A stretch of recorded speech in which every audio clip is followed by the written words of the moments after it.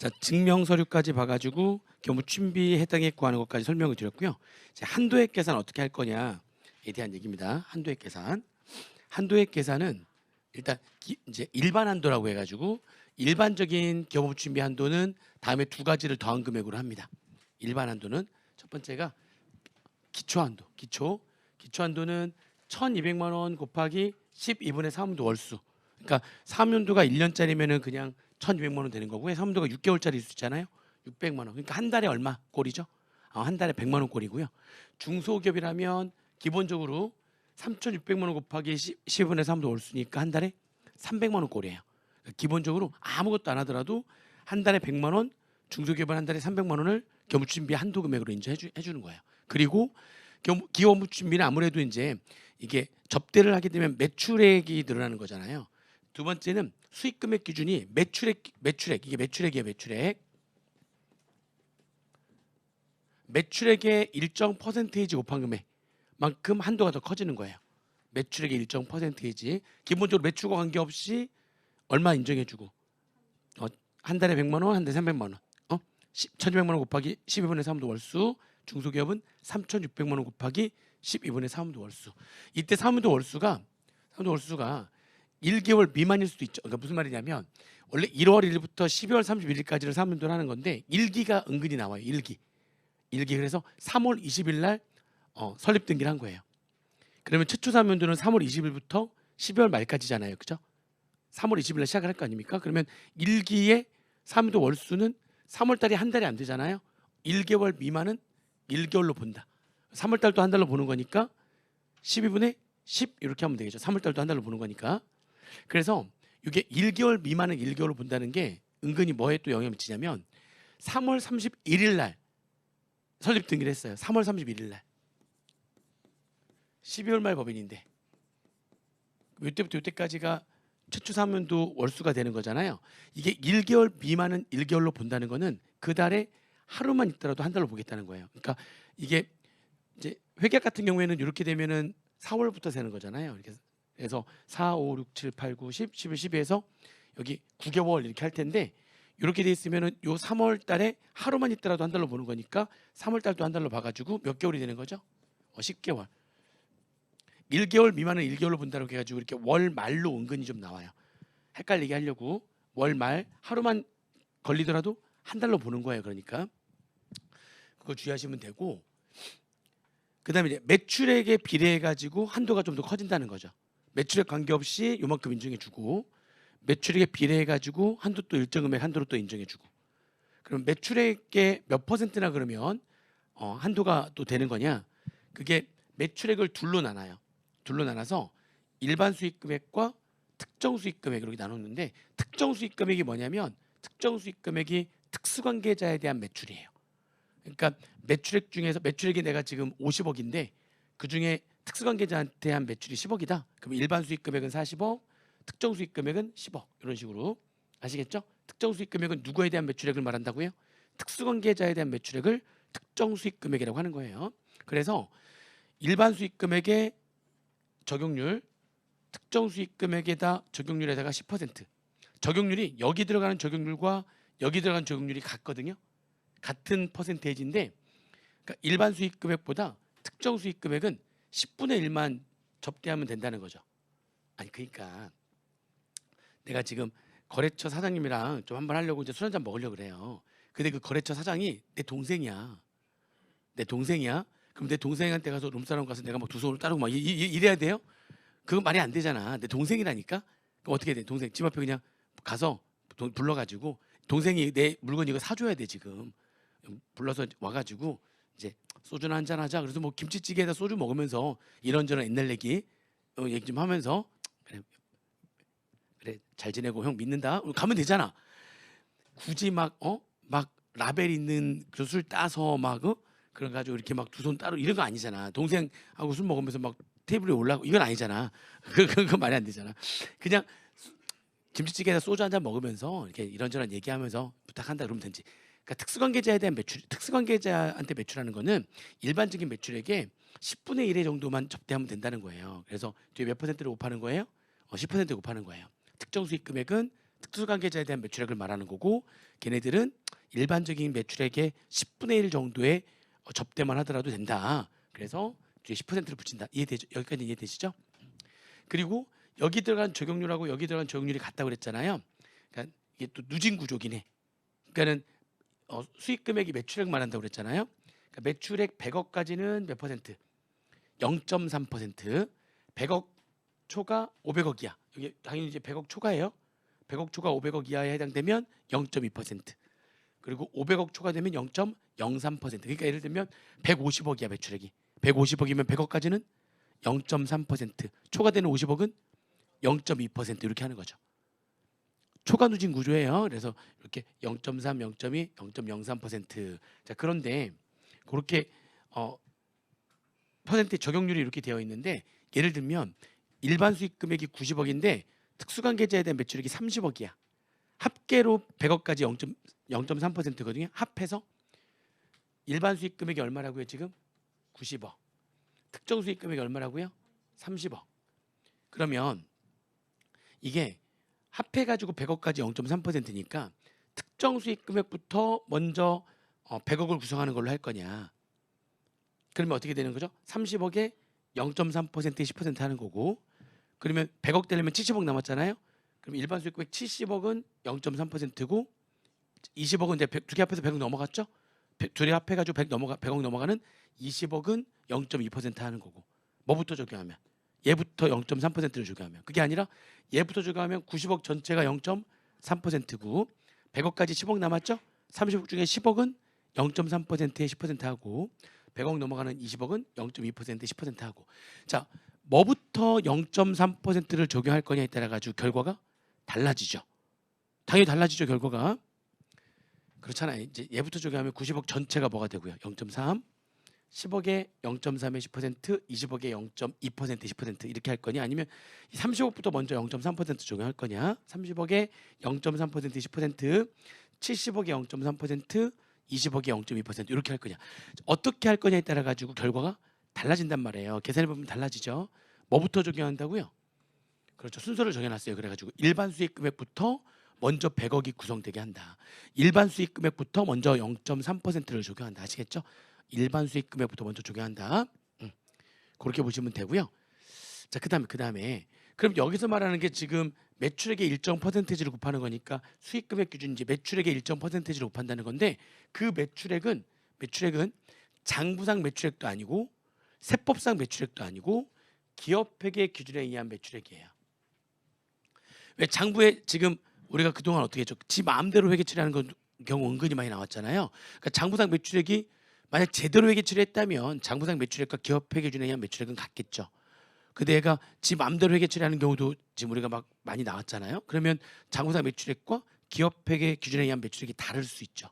근데 여기 매출액은 어떤 매출액이 들어오는 거라고요? 다 기업회계 기준에 의한 매출액. 기업회계 기준에 의한 매출액으로 한대요. 장부상 매출액도 아니고 세법상 매출액도 아니에요. 기업회계 기준에 의한 매출액으로 한대요. 근데 기업회계 기준에 의한 매출액으로 하는데 몇 가지 주의사항이 있어요. 이걸로 한다라고 해놓고서 이걸로 한다. 그러니까 이걸로 하는 거니까 첫 번째 주의할 점, 만약에 손익계산서에 임대료 수익이 떠 있는 거야. 임대료 수익이 장부의 수익으로 되어 있대요. 임대료 수익이. 그러면 얘는 뭐를 따져봐야 되냐면 이 회사의 목적 사업이 뭔지 봐야 돼요.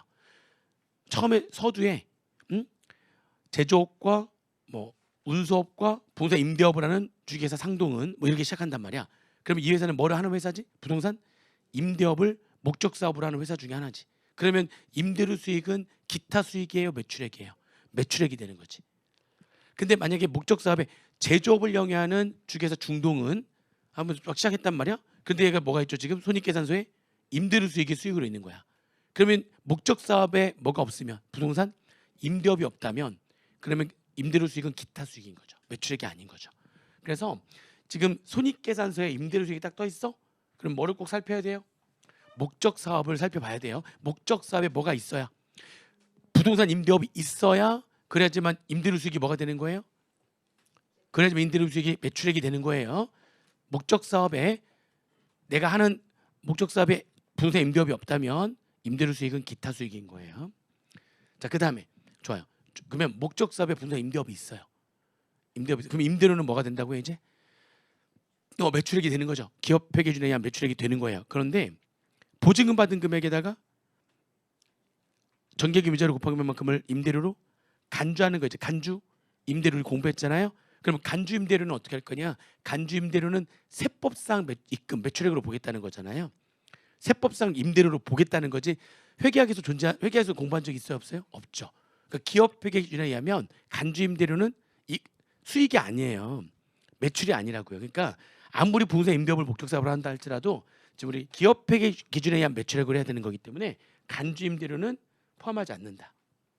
부당행 계산 부인이라고 하는 건 이건 아직 우리가 안 배웠으니까 이건 8장에서 공부하는 거니까 일단 8장이라고만 적어주시고요. 간주임대료는 우리가 공부했으니까 간주임대료는 세법에서만 입금으로 간주하는 거지 회계학에서는 존재하지 않았던 거죠. 그래서 기업 회계 기준에 의한 매출액을 해야 되는 거기 때문에 아무리 부동산 임대업을 목적 사업을 한다 할지라도 간주임대료는 매출액에 포함되지 않습니다. 이렇게 알고 계시면 되고요. 그 다음에 여기 좋아요. 요거 B하고 C가 좀 그런데 이제 B부터 잠깐 볼게요. 우리 원가 관리 얘기 공부했으니까 부산물 아시죠? 부산물 연산품 회계 처리라고 하나? 회계 원가 얘기해서 그래서 내가 원래 생산하려고 했던 게 아니죠. 내가 원래 생산하려고 했던 건 주산물이고 생산하려고 했던 걸 하다 보니까 떨거지로 뭐가 추가로 막 생산된 게 있네. 그죠? 그걸 부산물 또는 진짜 가치가 얼마 없으면은 작업 폐물 뭐 이렇게 표현하죠. 그러니까 부산물이나 작업 폐물을 판매한 거야. 자 그러면 그래도 돈이 들어왔잖아요.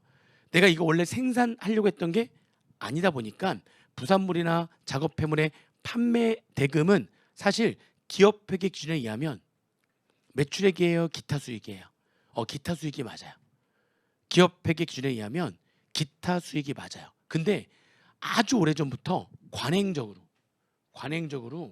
세법에서는 부산물과 작업 폐물의 판매 대금을 기업 회계 기준에 의한 매출액으로 봐주고 있었어요. 아주 오래전부터. 그걸 우리가 관행이라 그래요. 그렇게 해주고 있었어요. 그러면 그냥 세법에는 기업 추진비에 대한 한도를 계산하기 위한 수익 금액은 기업 회계 기준에 의한 매출액으로 한다 이렇게만 돼 있단 말이죠.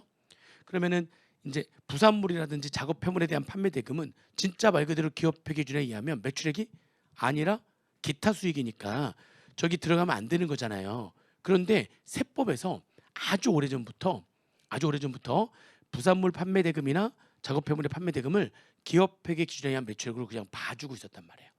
자 그러면 이제 내가 왜 이게 기업 회계 기준에 의한 매출액이 아닌데 이거 왜 기업 회계 기준에 의한 매출액으로 하냐라고 하는 바보가 어디 있어요? 자 이걸 매출액으로 봐주면 나한테 좋아 안 좋아? 좋아요. 매출액이 더 많을수록 한도가 커지니까 한도가 커지면 송금으로 인정하는 금액이 더 커지는 거잖아요. 아니 그렇게 봐준다는데 굳이 그걸 누가 뭐 얘기하겠어요? 그냥 가만히 다 있는 거야. 원래는 기업 회계 기준에 의한 매출액을 아니에요. 아닌데 세법에서는 아주 오래전부터 얘네들을 기업 회계 기준에 의한 매출액에 포함시켜가지고 봐주고 있었단 말이에요. 그래서 이게 시험 문제 나오면 그냥 포함시키고 하시면 돼요. 아주 오래전부터 이렇게 해주던 뭐다? 관행이다. 그러면 내 입장에서 그게 지금 불이익이 아니라 오히려 혜택이 되는 거니까 다들 가만히 있는 거예요. 부산물, 작업 폐물에 대한 판매 대금 관행적으로 기업 회계 기준에 의한 매출액에 포함을 시켜주고 있다. B 이해되시죠 지금? 보시면 되고요. 그 다음에 C인데 그러니까 이제 그 사업을 갑이라고 하는 법인이 사업을 3개를 하고 있었는데 그 중에 하나를 7월 중에 하나를 중단했어요. 그러면 12월 31일까지 끝까지 사업한 건 2개. C 사업은 중간에 그냥 그만뒀단 말이죠. 그러면 여기 이제 손익계산서에 어떻게 되냐면 손익계산서의 매출액은 1년 내내 끝까지 사업을 한 A하고 B 사업에 대한 것만 매출액이 들어가 있고요. 실제 손익계산을 보게 되면 그리고 중간에 중단한 거 있잖아요. 이 중단한 거는 매출액, 매출원가 관련된 여러 가지 기타 수익, 기타 비용들이 있을 거 아닙니까?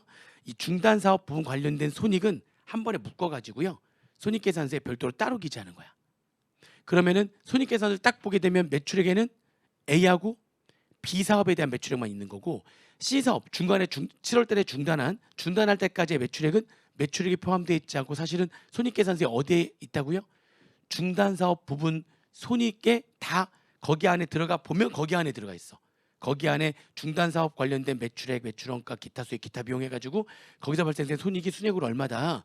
거기 안에 들어가야지 있는 거지 매출액이 없어. 근데 중단 사업 부분 관련된 매출도 매출할 때까지 내가 뭘 했겠어? 접대를 했을 거 아니야. 그래서 중단 사업 부분 관련된 매출액 있잖아요. 매출액으로 돼 있지 않고 중단 사업 관련 손익을 들어가 봐야지만 보이는데 그거 가지고 오는 거예요. 그것도 여기에 수익 금액 가지고 오는 겁니다. 아시겠죠? 매출액에는 A 사업, B 사업에 대한 매출액만 있는 거예요.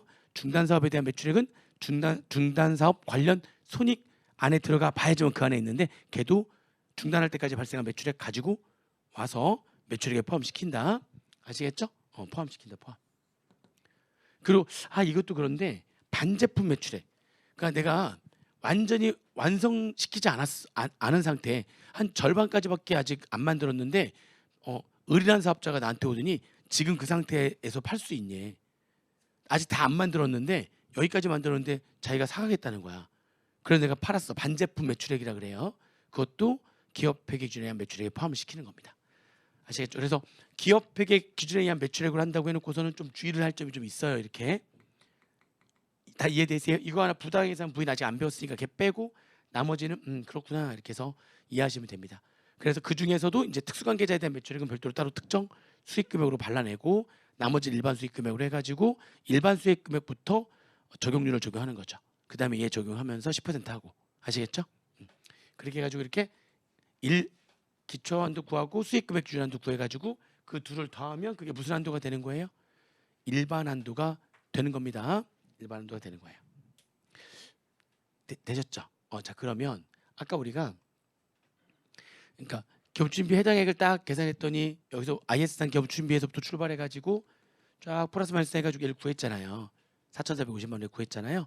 그런 다음에 아까 이제 한도 기초한도하고 수익금액 기준 한도 두 개 더한 게 일반 한도라고 그랬죠. 일반 한도 구했더니 3천만 원 이거 이제 세무조정하면 되는 거죠. 비교해서 한도 초과는 송금, 불산이 기타 수출하면 되는데 이제 문제는 쫙 여기 두 개까지 이렇게 쭉 해가지고 4,450만 원 안에 여기 안에 뭐가 들어가 있느냐? 문화비로 지출한 기업 업무 추진비가 있다는 거예요. 그게 1,000만 원 포함되어 있대요. 여기 안에. 자, 일반 한도는 계산했는데 얼마고요? 지금 3천만 원이고. 그러니까 무슨 얘기냐면 지금 우리가 기업 업무 추진비 해당액을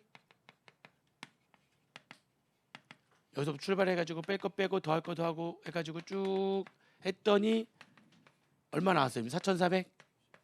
4,450만 원 이렇게 나왔잖아요. 이렇게. 그리고 지금 한도를 계산했는데 한도가 지금 얼마라고요? 이렇게 나온 거예요. 그럼 원래 이제 한도 초과는 1,450만 원 해가지고 기타 세출, 송금세 기타 세출하면 되는데 여기 안에 지금 뭐가 있다고요? 지금 문화비로 지출한 기업 업무 추진비가 있대. 이게 무슨 말이냐면 문화비로 지출한 기업 업무 추진비는 이제 교재 보시면 나와요. 넘겨 보시면은 96페이지에 보시면 문화비로 지출한 기업 업무 추진비의 범위 해가지고 1번부터 13번까지 쫙 나옵니다. 이게 쫙 나오는데 거기 보니까 이렇게 생각하시면 돼요. 이게 왜 도입됐느냐? 원래 이제 없다가 들어온 건데요. 없다가 들어온 거예요. 우리나라는 딱 접대, 기업 업무 추진비가 접대하는 거잖아요. 접대 딱 하면 딱 뭘 생각하죠? 일단 접대 딱 하면 음주 가무 생각한단 말이야. 우리나라는 음주 가무 요거 생각해. 접대 딱 하면. 그러니까 막 얘기했잖아. 막 테이블이 올라가도 막 템퍼런 치고 막 그쵸? 막 각설처럼 바지 하나 이쪽은 걷고 이쪽은 안 걷고 막 머리에 뭐 넥타이 매고 막 그런단 말이야. 딱 우리나라는 약간 우리 음주 가무에 좀 능한 나라라. 밤에 동네 딱 나왔거든요. 밤에 이제 저희 집이랑 그 사무실 오피스텔 이제 그 연구실 따로 있어요. 오피스텔이. 근데 거기 이제 걸어서 3분 거리? 5분 그러니까 이게 거리가 얼마 안 되는데 횡단보도가 두 개가 이제 이렇게 한번 걷고 이렇게 한번 걷고 이렇게 해가지고 그렇지 바로야 그냥 이게 횡단보도만 안 걸리면은 한 1분 30초밖에 안 걸릴 정도의 거리야. 횡단보도가 탁탁탁 맞으면. 근데 이제 가까운 거리에 있는데 밤에 이제 집에 오면은 거기 탁 건너면 골목 이제 탁 건너고 딱 건널 때 뒤로 보면 쫙 골목이야. 거기 이제 밥집들이 쫙 있거든요.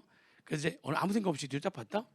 한 11시쯤 됐나 12시쯤 됐나 딱 봤는데 쫙 노래방 아니 무슨 노래방이 건물마다 어떤 건물 한 건물에 2개가 있고 야 이거 뭐지? 막 밤에 이제 불 켜져 있는 노래방들이 쫙 야 저 많은 데서 노래를 한다는 거잖아 지금. 그러니까 진짜 그러니까 음주 가무를 즐기는 민족 맞는 것 같아. 딱 보면서 와 저는 이렇게 마이크 생활하다 보니까 저는 이제 거기서 마이크 들기 싫거든요. 원래 좋아했겠어요, 안 좋아했겠어요? 그렇죠. 근데 이게 목을 계속 쓰다 보니까 목 상태도 많이 안 좋아진 상태에다가 노래 한번 하잖아요. 그럼 더 안 좋아질 거 아니야. 또 노래 부르면 또 이제 발라드 같은 거 못 부르겠어.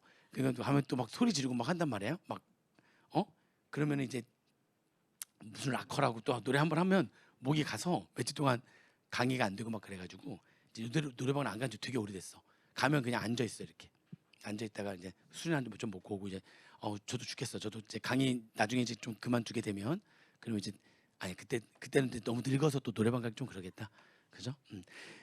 아니지 우리 엄마 아빠 지금도 가시니까 그러니까 나중에 그럴 수도 있겠다. 근데 그만큼 우리나라에서는 탁 하면 그냥 음주 가무야. 근데 이게 좀 바람직하지 않다고 생각한 거야. 응? 그래서 이게 접대를 하는데 유럽 같은 데서 보니까 유럽에서는 접대를 할 때 다 보니까 영국이야 만약 영국이야. 근데 거래처 사장님이 토트넘 광팬이야. 그러면 거기 축구 경기 관람권을 딱 사주는 거지. 빅매치 같은 거 있을 수 있잖아요. 거기 딱 제일 좋은 자리 딱. 그러면 굳이 뭐 가서 밥 먹고 술 먹고 막 텐번 치고 이렇게 안 해도 돼. 그거 딱 주는 순간 그냥 이런 프랑스야. 딱 그러니까 미술관 입장권 딱 해가지고 이번에 뭐 무슨 피카소 무슨 딱 전시회 이거 딱 보시라고요. 막 이런 거야. 미국 같은 경우에도 보면 미식축구 막 슈퍼볼 결승전 관람권 게임 끝나는 거야 그냥. LA 다저스 광팬이야. 그러면 그 관람권 사주는 거야. 꽤 비싸거든요, 걔네들. 아무튼 근데 술 먹고 막 내가 이렇게 하는 것보다 훨씬 낫잖아. 이런 식으로 접대하는 거야. 아니면 이렇게 책을 사서 막 주는 거야. 수필집, 시집 막 이런 거 해가지고 책으로 싹 주면서 마음의 교양, 마음이 풍족해지는 막 감사하다고 막 이렇게. 외국은 그런데 근데 우리나라는 그건 접대가 아니지. 예를 들면 우리나라 사장님한테 딱 이거 한번 읽어보시라고 참 저 감명깊게 읽는데 읽어보시라고 하면서 딱 책을 주잖아. 그럼 딱 책을 받으면 그리고 그 사람이 가잖아. 앞에서는 물론 감사합니다 이러면서 이제 받는단 말이야. 간 다음에 어떤 생각하는 줄 알아? 내가 이렇게 교양이 없어 보이나? 약간 이런 생각을 한단 말이야. 접대를 받았다는 느낌을 하는 게 아니라 나한테 왜 책을 주지? 나보고 공부 좀 하라는 건가? 나 교양이 없어 보이나? 약간 이런 생각을 한다고요. 약간 그래서 이게 잘 안 돼 우리나라는. 근데 그러한 접대를 문화비로 지출하는 접대비라고 하는 거예요. 일명 문화 접대비. 이렇게 접대하는 거를. 무슨 말인지 이해되시죠? 어떤 미술관, 박물관 이런 거 입장권 사주거나 체육 경기 관람권 사주거나 아니면 책 사주거나 음악 CD 이런 사주거나 그런 게 될 수도 있겠다. 뭐 BTS 광팬이야. BTS 사인 받은 뭐 이렇게 이런 거 해가지고 갖다 주면 막 엄청 될 수 있지. 접대가 될 수 있을 거 아니야. 이런 식으로 접대하는 거를 문화 접대비, 문화비로 지출한 기업 업무 추진비라고 하는 거예요. 좀 바람직하죠.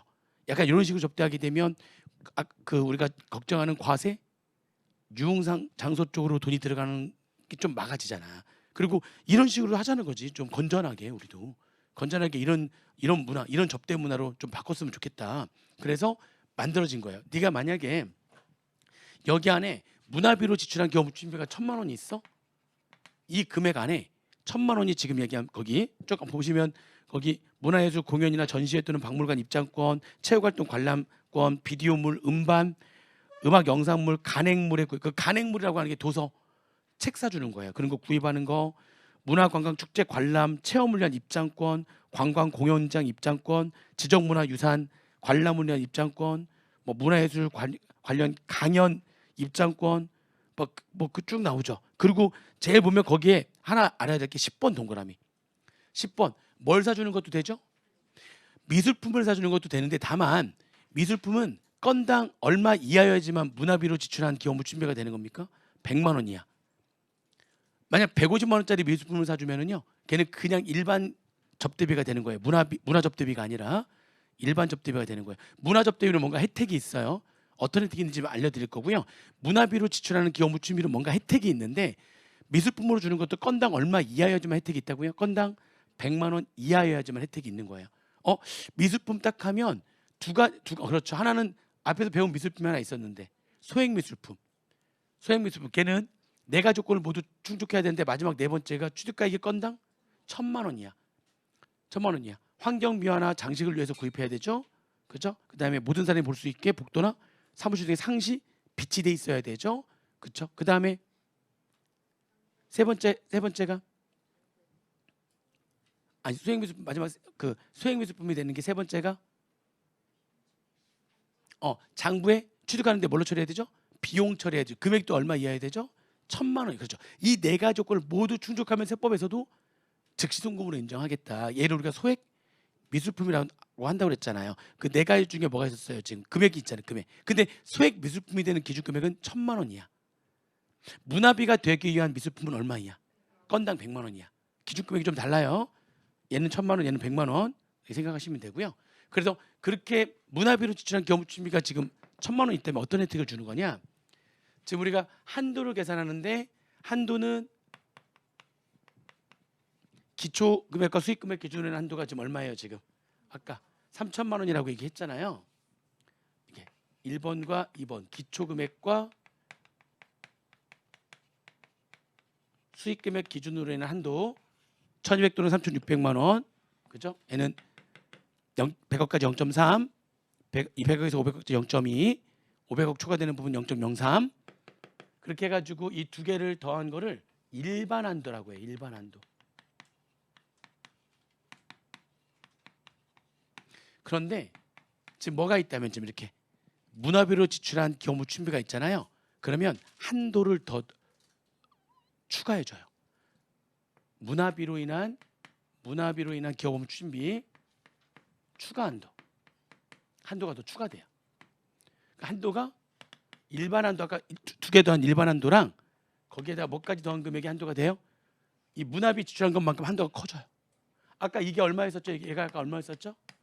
3,000만 원이었잖아요. 그러면 문화비 지출한 것만큼 한도가 더 커져요. 대신에 문화비로 지출한 경우 추진비로 인한 추가 한도는 요거 자체는 일반 한도의 20%를 한도로 해요. 그래서 문화비로 지출한 기업 업무 추진비 얼마였죠 지금?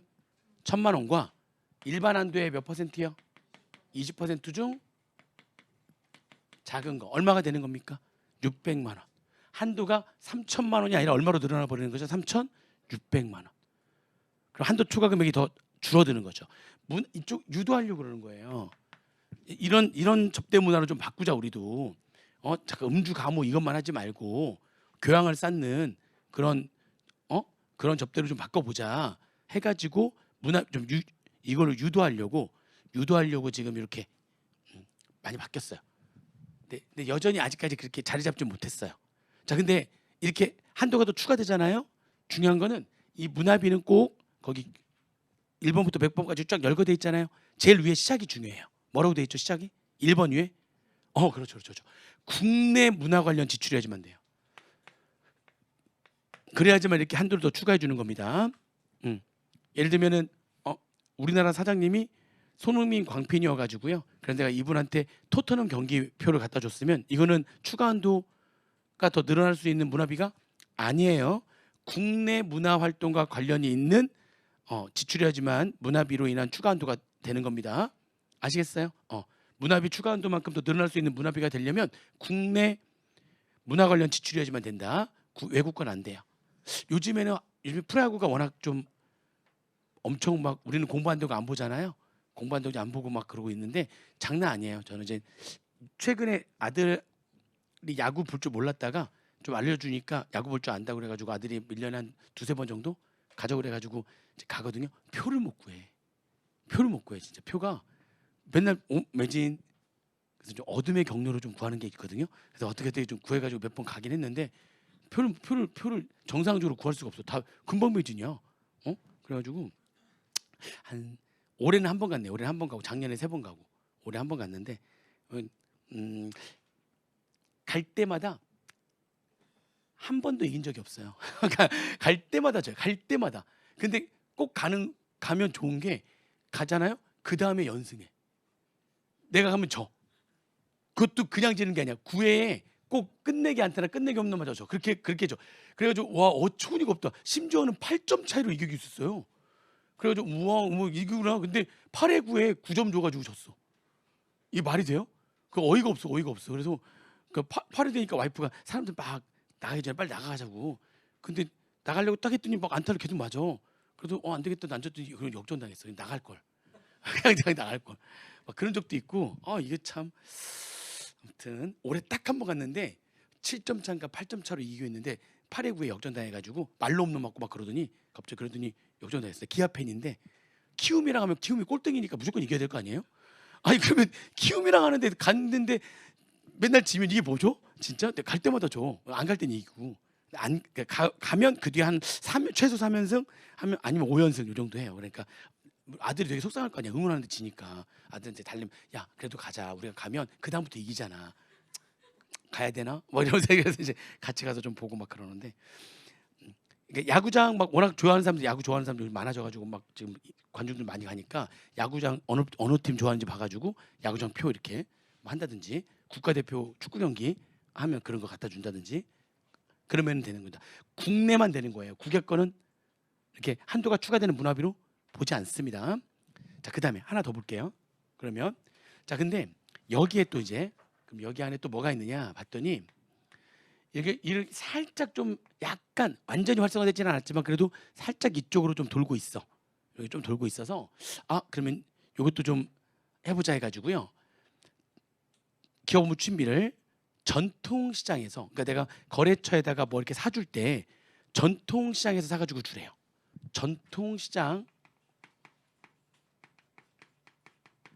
전통시장의 기업 업무 준비.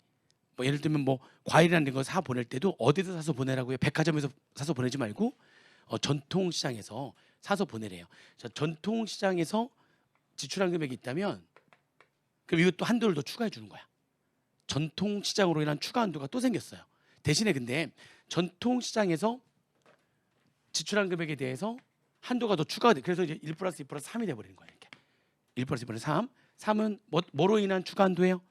전통시장 지출로 인한 추가 한도. 그냥 전통시장 추가 한도라고 할게요. 전통시장 추가 한도. 근데 이 전통시장 추가 한도가 되려면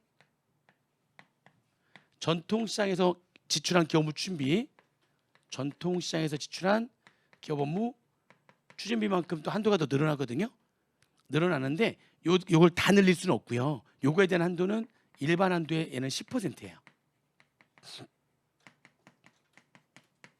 둘 중에 작은 금액만큼 전통시장에서 지출한 금액이 있다면 한도가 더 추가돼요. 근데 여기 전통시장 기업 업무 추진비가 되려면 두 가지 요건을 충족해야 돼요.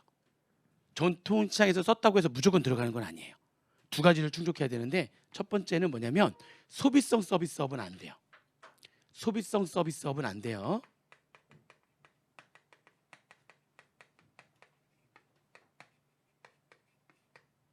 소비성 서비스업은 안 돼요. 전통시장 안에서도 뭐 단란주 점 조그만 거 있을 수 있고 막 그러잖아요. 거기서 쓴 건 안 돼요. 아무리 전통시장에 썼다 할지라도 소비성 서비스업은 제외. 그리고 꼭 뭐는 갖춰야 되냐면 신용카드를 써야 돼요. 신용카드 매출 전표 등을 수취해야 돼요. 신용카드 매출 등, 그러니까 지프카드 영수증도 되고 현금 영수증도 되는데 그냥 일반 영수증 수취해서는 안 돼요. 뭐는 수취해야 되는 거예요? 신용카드 매출 전표 등을 여기 등 하면은 지프카드 영수증이랑 현금 영수증 다 포함한다고 그랬잖아요. 소비성 서비스업은 안 되고 신용카드 매출 등을 수취해야 돼요. 그러면 여기 들어와요. 여기 들어와서 한도가 더 커질 수 있어요. 다만 얼마를 또 한도로 한다고요? 일반 한도의 10%를 한도로 합니다. 여기까지 되셨어요? 일반 한도에서 끝나는 게 아니라 이런 추가 한도가 있다는 거. 자, 그다음에 하나 더 있어요. 한도 계산할 때 하나 더 있는데 그게 뭐냐면 한도를 계산하는데 얘가 이렇게 지금 이렇게 썼어요. 예를 들면은 이렇게 해가지고 전통시장에서 쓴 금액은 얼마나 할까요? 전통시장 지출한 금액 이 두 가지 다 고려한 전통시장 지출한 금액이 뭐 200만 원이에요. 자, 그럼 한도가 얼마 되는 거예요? 그럼 한도가 여기 3천만 원, 얘는 얼마 되고요? 이렇게 하면 600만 원, 얘는 한도 얼마 되고요? 200만 원하고 이게 300만 원 중에 작은 거니까 200만 원 이렇게 된 거잖아요. 이렇게 그죠? 그래서 한도가 지금 총 얼마냐면 3,800만 원 되는 거잖아요. 얘는 그대로 얼마인데 4,450만 원인데 이 두 개로 내가 한도가 더 늘어났잖아요. 자, 그런데 이런 회사인데 이런 회사가 알고 보니까 뭐냐면 부동산 임대업을 주업으로 하는 법소정의 소규모 법인이래요. 이게 뭐냐면 이게 사실 그냥 어떤 집이 어떤 갑이라는 사람이 돈이 좀 있어가지고요 건물 10층짜리 하나 갖고 있는 거야. 그럼 이거를 법인으로 만들어 버려. 내가 개인 사업자가 아니라 뭘 만들어요? 법인을 만들어 가지고요. 우리 가족이 나하고 뭐 애들 부인하고 뭐 애들 둘이 있어. 이게 자녀가 둘이 있어. 우리가 이제 가족이 4명이야. 그러면 내가 대표이사 법인 만들어서 와이프가 전무이사 그리고 아들 딸은 상무이사 둘 이렇게 해가지고요. 다 임원으로 만들어. 그리고 부동산 임대업을 주업으로 하면 직원들이 사실 그렇게 직원 한두 명만 있으면 돼요. 왜냐면 이제 수희 아저씨라든지 청소하시는 분들은 외부 용역업체 쓰면 돼. 내가 직접 직원으로 고용하지 않아도 돼. 근데 그런 거 이제 회계 처리도 하고 전체적으로 관리해야 되고 하는 거니까 직원은 한두 명만 있으면 되고요. 그리고 웬만하면 다 외부 업체 쓰는 거야. 그 지금 목 좋은데 딱 건물이 있어가지고 웬만하면 뭐 공실 없이 다 잘 나가는 데야. 그럼 그런 데 하나 건물 하나 사가지고 돈 좀 있으면 그걸 법인으로 만들어가지고 가족들이 다 임원으로 들어가 있는 거지. 자, 그러면은 여기서 어떻게 하면 얘네들이 사실 부동산 임대하는데 접대가 그렇게 필요하진 않잖아요. 조물주 밑에 건물주인데 내가 누굴 접대해요? 오히려 접대 이렇게 할 일이 별로 없거든요. 접대할 일이 별로 없어. 그러니까 사실 접대비로 쓸 게 별로 없어요. 부동산 임대업을 그 건물 가지고 부동산 임대업을 주업으로 하잖아요. 접대할 게 별로 없거든요. 근데 자기네들 가족끼리 밥 먹고 하는 것들을 다 뭘로 처리하는 거지 다? 왜냐면 임대료가 또 따박따박 들어오니까 그 임대료가 뭐가 되는 거니까요. 이 법인의 수익 금액이 되잖아. 그렇죠? 그럼 수익 금액이 되는 거니까 뭐 중소기업이 아니라면 1,200만 원에다가 거기다 수익 금액 임대료 10층짜리인데 평수가 좀 돼가지고 그래서 뭐 임대료 들어오는 금액이 뭐 1년에 한 몇억 들어오는 거야. 한 2억 들어오는 거야. 그럼 또 그거 가지고 또 한도 계산하고 해가지고 한 몇천만 원은 그냥 사실 접대비 나갈 것도 없는데 집안 사람들끼리 자기네들 밥 먹고 다 뭘로 처리하는 거야. 접대비로 처리하는 거야. 그래서 또 나중에 또 뒤에서 공부하는데 또 업무용 소형차라고 있어요. 업무용 소형차라고 해가지고 다 임원들이니까 회사 명의로 차 다 구입하는 거야.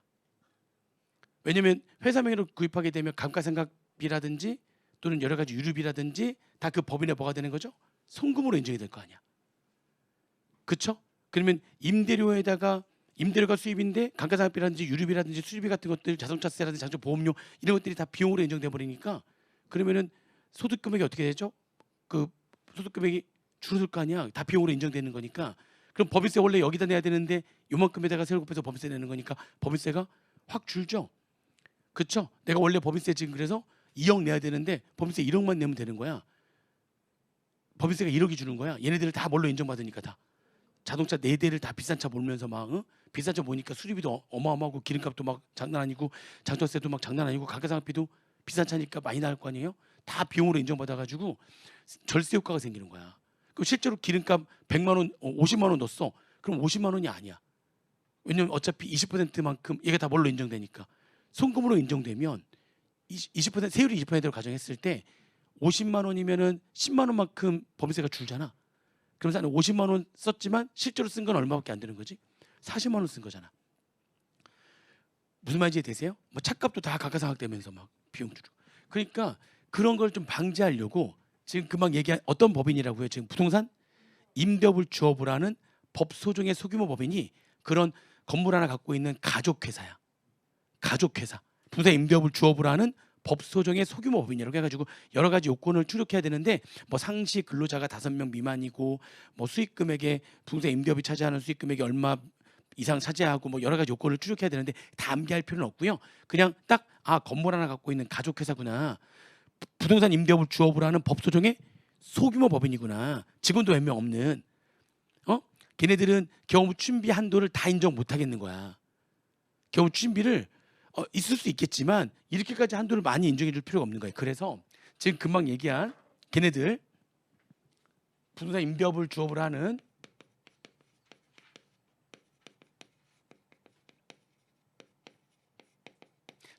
법 소정의 소규모 법인, 건물 하나 큰 거 하나 갖고 있는 가족 회사를 말하는 거예요. 그렇게 얘네들의 경우에는요, 일반 한도 있잖아요. 일반 한도가 1+2였잖아요. 기초 한도하고 수익 금액 기준으로 있는 한도 있잖아요. 1+2. 일반 한도의 일반 한도를 1+2의 절반만 인정해 주는 거야. 얘네들은 일반 한도를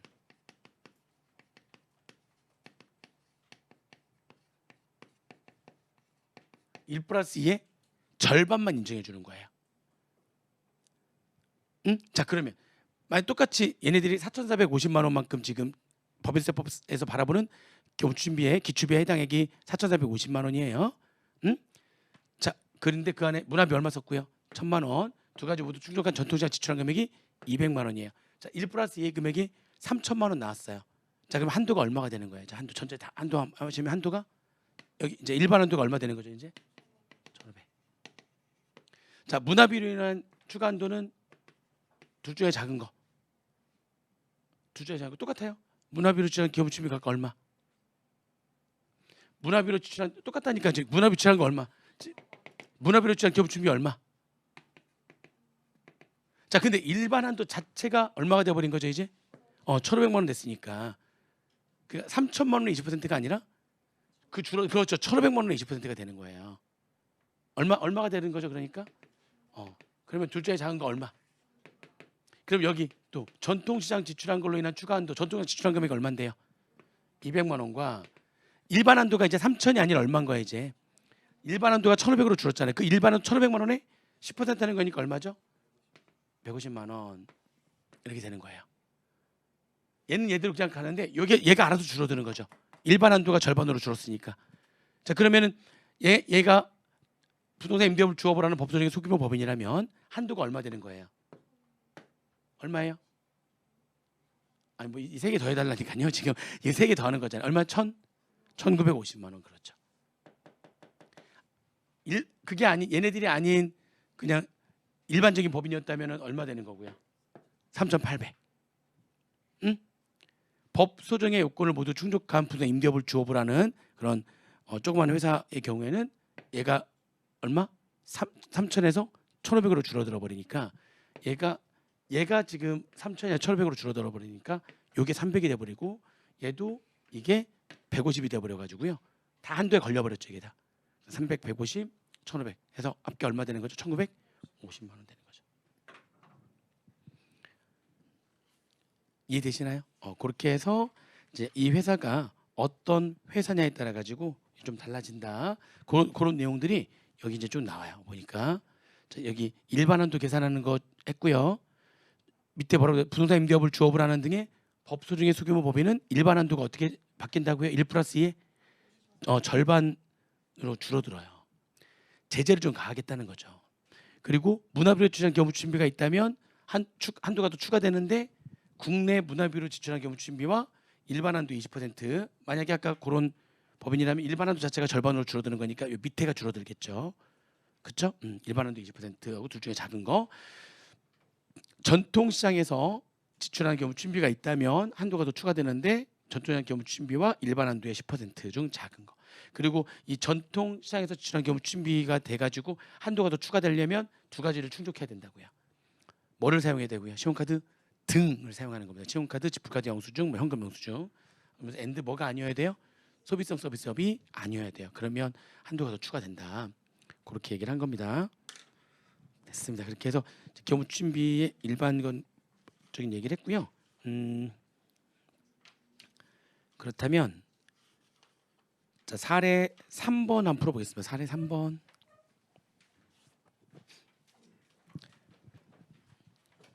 (97페이지) 보세요. 사례 3번.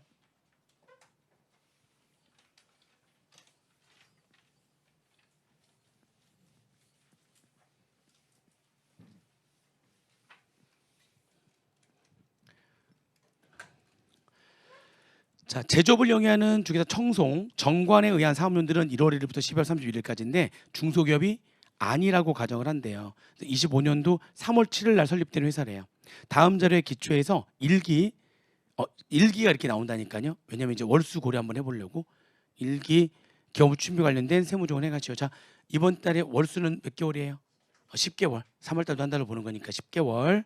그 10개월 크게 적어놓고서 그리고 기업 준비와 관련된 세무조언을 다 하래요. 자 사례 3번.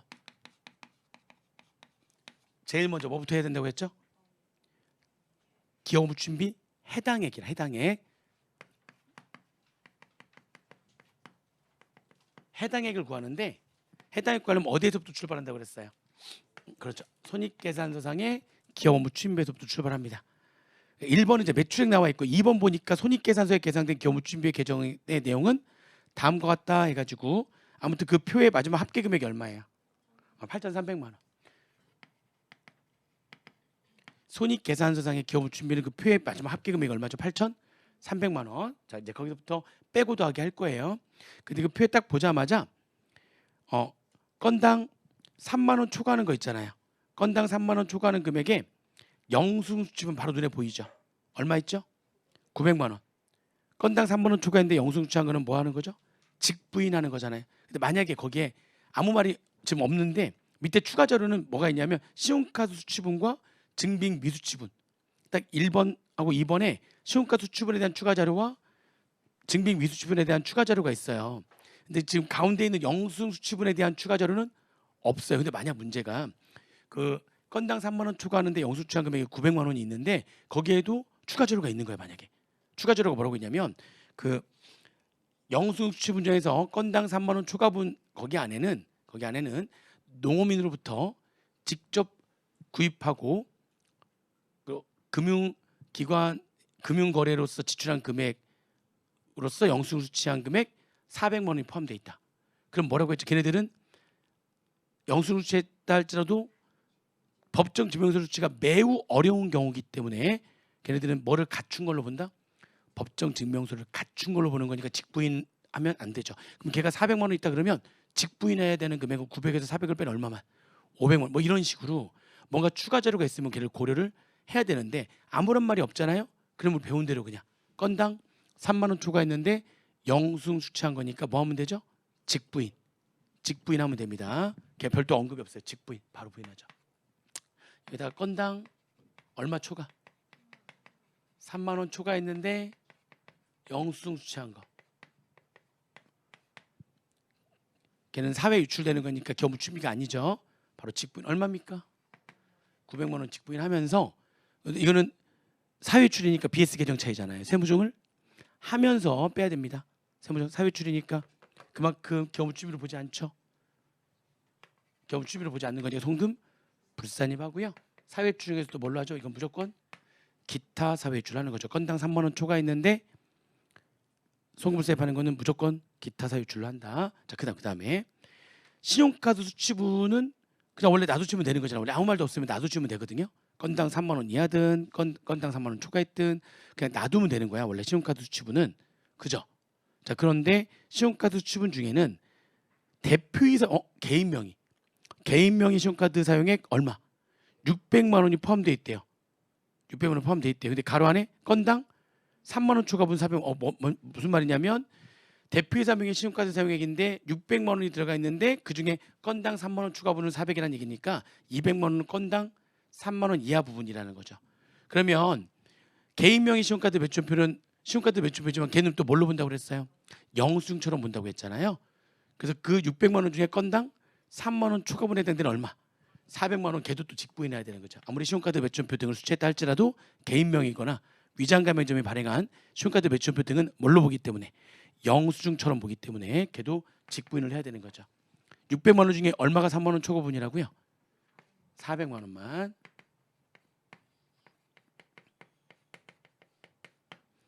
송부세입하고 기타 사유출 이렇게. 자, 그다음에 증빙 미수취분 얼마 있죠? 800만 원 있잖아. 자, 이것도 별도의 말이 없잖아요. 증빙 없는 지출이니까 이것도 다 직부인해가지고 전액 소금부세입하고 여기 다 직부인하는 거죠. 다 빼고 소금 삽입하고 증빙이 없으니까 기술자가 누군지 알 수 없잖아요. 대표자에 대한 상여. 원래 아무 말도 없다면 그렇게 해야 되는 거예요. 그런데 거기 800만 원 딱 보니까 뭐라고 되냐면 이번에 증빙 미수지분 그 800만 원 중에서 얼마는 500만 원은 거래처인 특수관계인에게 제공한 자사 제품의 원가를 뭐죠? 그죠? 자가 생산한 현물 접대죠. 자가 생산한 현물 접대는 증빙을 갖출래요? 갖출 수가 없으니까 법정 증명서류를 갖춘 걸로 보죠. 그럼 걔네들은 직부인 대상이 아니죠. 800만 원 중에 얼마는? 800만 원 중에 얼마는? 500만 원은? 500만 원은 법정 증명서를 일단 갖춘 걸로 보는 거니까 그러면 진짜 증빙이 없는 건 얼마? 300만 원만. 800만 원 중에서 500만 원은 법정 증명서를 갖춘 걸로 보는 거니까 그렇잖아요. 그러면 진짜 증빙이 아예 없는 건 얼마만 되는 거죠? 300만 원만. 걔는 직부인해야죠. 증빙 없는 경무추심비 800 중에서 500만 원은 자가 생산한 현물 접대를 한 거기 때문에 법정 증명서를 갖춘 걸로 보는 거니까 진짜 없는 건 얼마만 되는 거죠? 300만 원만 되는 거죠. 그쵸? 직부인하고요. 그쵸? 사회 이출이니까 직부인하고 그만큼 경무추심으로 보지 않는 거니까 송금 불산입하고요. 증빙이 없는 거니까 기록자가 불명하죠. 대표자에 대한 상여 하시면 되죠. 그럼 자 500만 원은 직부인 안 해요. 그런데 현물 접대한 걸 보니까 밑에 딱 보니까 그 500만 원 원가를 기업추심비로 잡았네요. 시가는 얼마인데요? 그럼 얼마가 됐어야 되는 거죠? 600만 원. 그러면 얼마를 더 플러스 해야 되는 거죠? 여기 지금 100만 원만큼 더 플러스 해야 되는 거죠. 그러면 500만 원이 기출비가 되는 게 아니라 600으로 100만 원 더 증액한 다음에 기출비가 되는 거니까 100만 원으로 더 증액하는 거니까 평가 이익 또는 처분 이익이 되는 거다. 그러니까 현물 접대 시에 시가하고 차액 얼마 지금 100만 원만큼 더 추가로 경무추심을 봐야 되는 건데 무슨 계정 차이예요? 그렇죠. 평가 이익 아니면 처분 이익.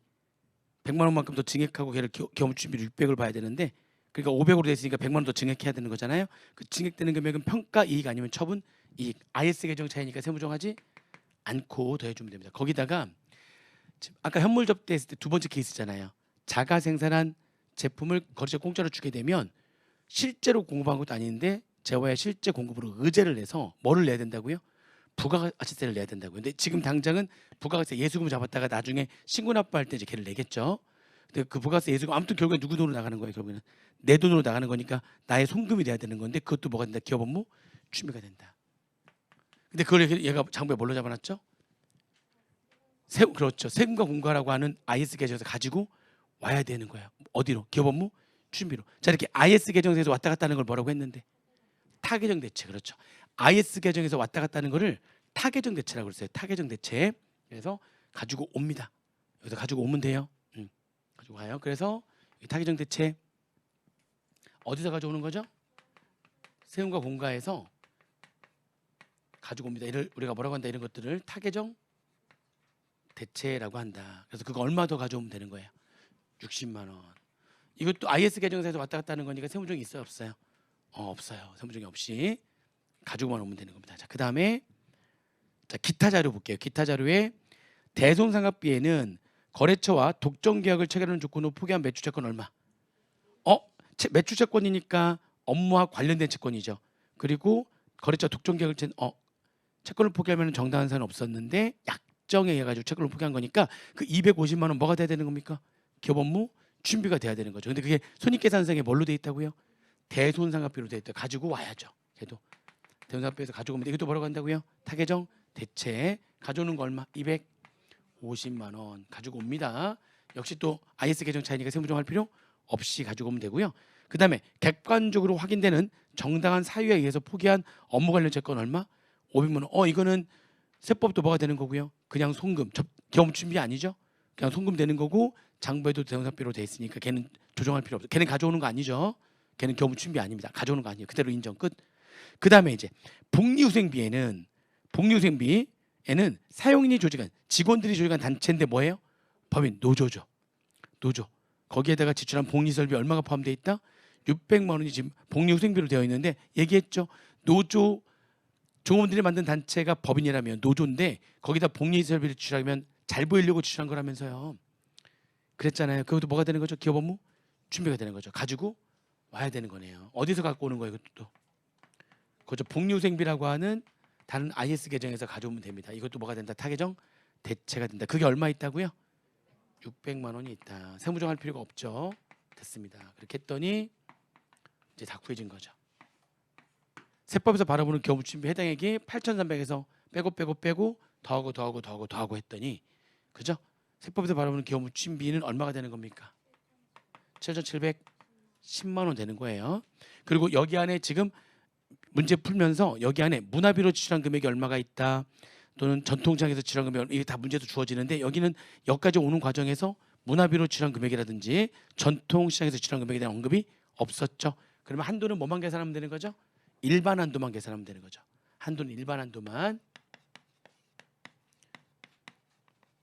자, 기초 한도 때문에 중소기업인지 아닌지 꼭 봐야 되고요. 사무도 월수를 꼭 봐야 됩니다. 중소기업인가요? 제일 위에 써 있어요. 중소기업이 아니라고 가정한대요. 중소기업이 아니니까 기초금액 얼마부터 출발합니까? 1,200만 원 곱하기 12분의 3은 월수 10개월. 그럼 기초금액은 얼마? 1,000만 원. 자, 그다음에 2번에 수익금액 기준한도. 자, 매출액을 봐야 되는 건데 손익계산상의 매출액 24억 있고 그 안에 특수관계에 대한 매출액이 8억 있대. 그리고 아무런 말이 없잖아요. 그럼 손익계산상의 매출액이 그냥 기업회계 기준에 의한 매출액이라고 생각하시면 됩니다. 만약 그 안에 뭐 예를 들어서 기타 수익에는 부산물 판매대금이 얼마가 있다. 그럼 그게 또 관행적으로 뭘로 본다고요? 기업회계 기준에 의한 매출으로 봐준다고 그랬잖아요. 그럼 걔는 가지고 와야 되고 뭐 이래 플러스 마이너스 해야 되는데 저렇게 아무 말도 없는 경우로 이렇게 나옵니다. 그러면 그냥 손익계산상의 매출액이 뭐예요? 기업회계 기준에 의한 매출액이에요. 그럼 수익금액 기준은 일반 수익금액이 얼마고요? 그러니까 이거 나누면 돼요. 일반 24억에서 얼마 빼면 되죠? 18억 빼는 거니까 얼마죠? 16억이 일반 수익금액이고 특정 수익금액 특수관계자에 대한 매출이 얼마 있고요? 8억. 이렇게 별도 말이 없습니다. 구분만 됐네요. 그죠? 둘 다 합해가지고 100억이 안 되잖아요. 그러면 구간은 무조건 다 0.3%가 적용되는 거고요. 따라서 아무튼 그래도 일반 수익금액부터 16억 곱하기 0.3% 플러스 특정 수익금액 8억 곱하기 여전히 몇 퍼센트죠? 적용률은 0.3%에 10% 이렇게 하시면 되죠. 100억이 안 되니까 구간은 전부 다 0.3% 구간에 있는 거잖아요. 이렇게 하니까 이거 얼마 나왔어요? 수익금액 기준한도 얼마 나왔습니까? 수익금액 기준한도가 이것만 계산하시면 얼마 나오죠? 500. 10 해줘, 계산해줘요.